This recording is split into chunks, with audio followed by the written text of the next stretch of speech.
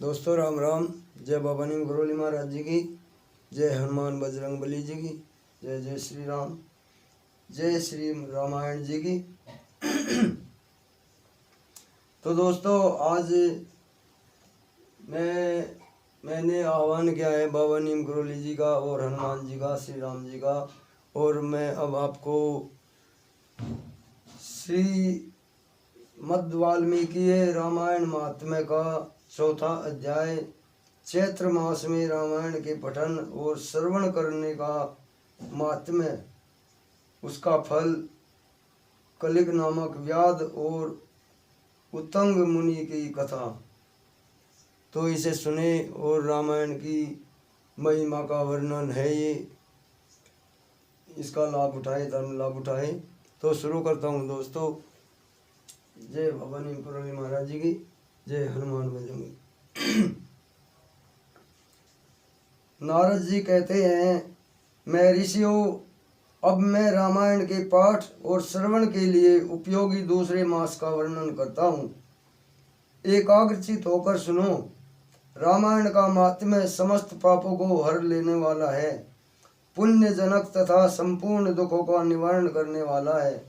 वह ब्राह्मण, क्षत्रिय, वैश्य, शूद्र तथा स्त्री, इन सबको समस्त मनोवांछित फल प्रदान करने वाला है।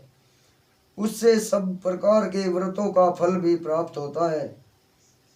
वह दुष्स्वप्न का नाशक, धन की प्राप्ति कराने वाला तथा भोग और मोक्ष रूप फल देने वाला है। अतः उसे प्रयत्न पूर्वक सुनना चाहिए।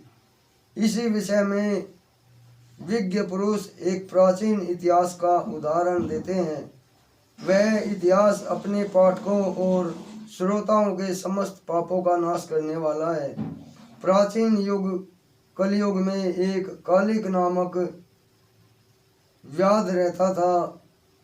वह सदा पराई स्त्री और पराये धन के अपहरण में ही लगा रहता था। दूसरों की निंदा करना उसका नित्य काम था। वह सदा सभी जंतुओं को पीड़ा दिया करता था। उसने कितने ही ब्राह्मणों और सैकड़ों हजारों गौओं की हत्या कर डाली थी। पराये धन का तो वह नित्य अपहरण करता ही था, देवता के धन को भी हड़प लेता था। उसने अपने जीवन में अनेक बड़े बड़े पाप किए थे। उसके पापों की गणना करोड़ों वर्षों में भी नहीं की जा सकती थी। एक समय वह महापापी व्याध, जो जीव जंतुओं के लिए यमराज के समान भयंकर था, सोवीर नगर में गया। वह नगर सब प्रकार के वैभव से संपन्न, वस्त्राभूषणों से विभूषित, युवतियों द्वारा सुशोभित, स्वच्छ जल वाले सरोवरों से अलंकृत तथा भांति भांति की दुकानों से सुसज्जित था। देवनगर के समान उसकी शोभा हो रही थी। व्याध उस नगर में गया।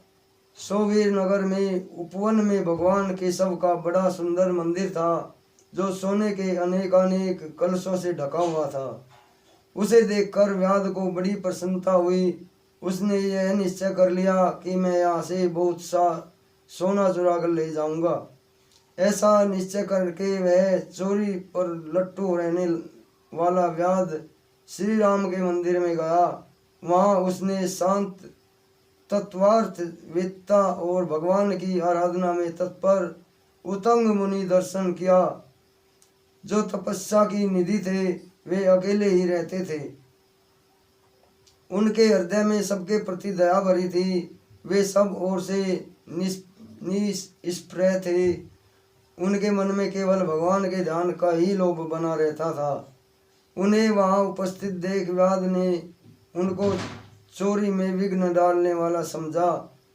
तदनंतर जब आधी रात हुई, तब वह देवता संबंधी द्रव्य समूह लेकर चला गया। उस मदोन्मत्त व्याध ने उत्तंग मुनि की छाती को अपने एक पैर से दबाकर हाथ से उसका गला पकड़ लिया और तलवार उठाकर उन्हें मार डालने का उपक्रम किया। उत्तंग ने देखा व्याध मुझे मार डालना चाहता है, तो वे उससे इस प्रकार बोले। उत्तंग ने कहा, ओ भले मानुष, तुम व्यर्थ ही मुझे मारना चाहते हो, मैं तो सर्वथा निरपराध हूँ। लुब्धक, बताओ तो सही, मैंने तुम्हारा क्या बिगाड़ा है, मैंने क्या अपराध किया है। संसार में लोग अपराधी को ही प्रयत्न पूर्वक हिंसा करते हैं, सौम्य सज्जन निरपराधी की व्यर्थ हिंसा नहीं करते हैं। शांति चित्त साधु पुरुष अपने विरोधी तथा मूर्ख मनुष्यों में भी सद्गुणों की स्थिति देखकर उनके साथ विरोध नहीं रखते। जो मनुष्य बारंबार दूसरों की गाली सुनकर भी अक्षमाशील बना रहता है वह उत्तम कहलाता है। उसे भगवान विष्णु का अत्यंत प्रियजन बताया गया है। दूसरों के हित साधने में लगे रहने वाले साधुजन किसी के द्वारा अपने विनाश का समय उपस्थित होने पर भी उसके साथ वैर नहीं रखते। चंदन का वृक्ष अनेकों सांपों के काटने पर भी कुठार की धार को सुवासित ही करता है। ओहो, विधाता बड़ा बलवान है, वह लोगों को नाना प्रकार से कष्ट देता रहता है। जो सब प्रकार के संग से रहित है उसे भी दुरात्मा मनुष्य सताया करते हैं। अहो दुष्टजन, इस संसार में बहुत से जीवों के बिना किसी अपराध के ही पीड़ा देते हैं। मल्लाह मछलियों को, चुगलखोर सज्जनों को और व्याध मृगों के इस जगत में अकारण वैरी होते हैं। अहो, माया बड़ी प्रबल है, यह संपूर्ण जगत को मोह में डाल देती है तथा स्त्री पुरुष और मित्र आदि के द्वारा सबको सब प्रकार के दुखों से संयुक्त कर देती है। मनुष्य पराये धन का अपहरण करके जो अपनी स्त्री आदि का पोषण करता है वह किस काम का, क्योंकि अंत में तो उन सबको छोड़कर वह अकेला ही परलोक की राह में जाता है। मेरी माता, मेरे पिता, मेरी पत्नी, मेरा पुत्र, मेरा यह घर बार, इस प्रकार ममता व्यर्थ ही प्राणियों को कष्ट देती रहती है। मनुष्य जब तक कमाकर धन देता है तभी तक लोग उसके भाई बंधु बने रहते हैं और उसके कमाए हुए धन को सारे बंधु बांधव सदा भोगते रहते हैं।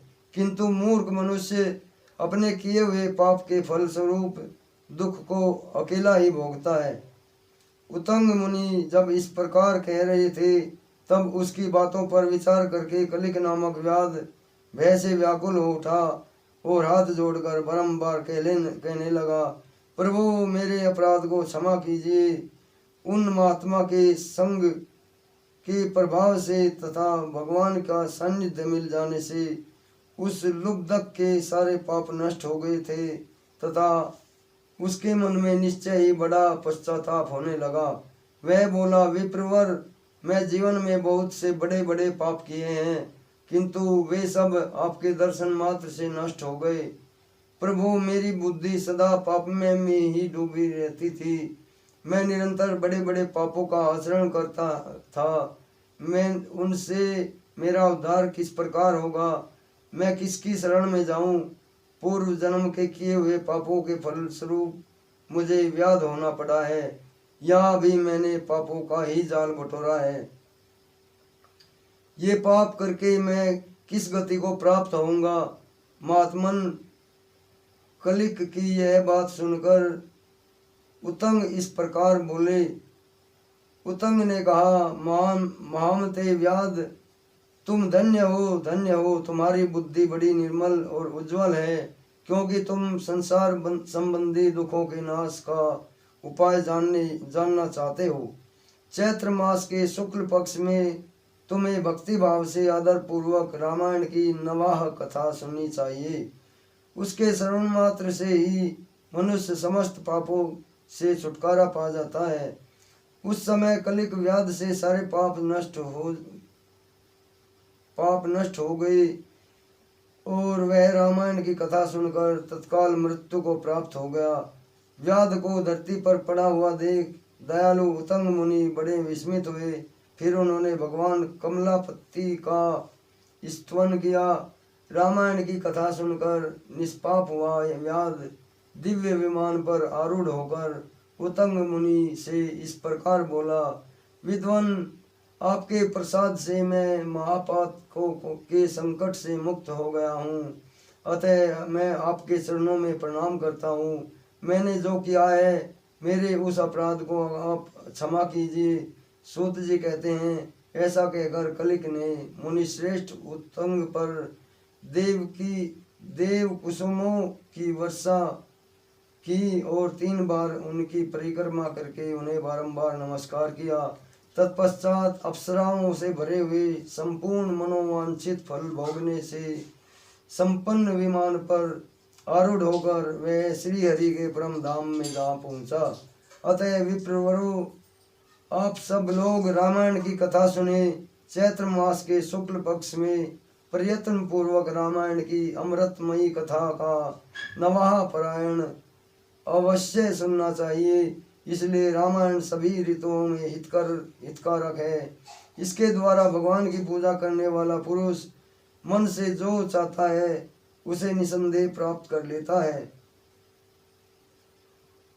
सनत कुमार, जो तुमने जो रामायण का महात्म्य पूछा था वह सब मैंने बता दिया। अब और क्या सुनना चाहते हो? तो दोस्तों, ये श्रीमद् वाल्मीकि रामायण महात्म्य का 4था अध्याय आपने सुना। तो अब आज्ञा लेता हूँ।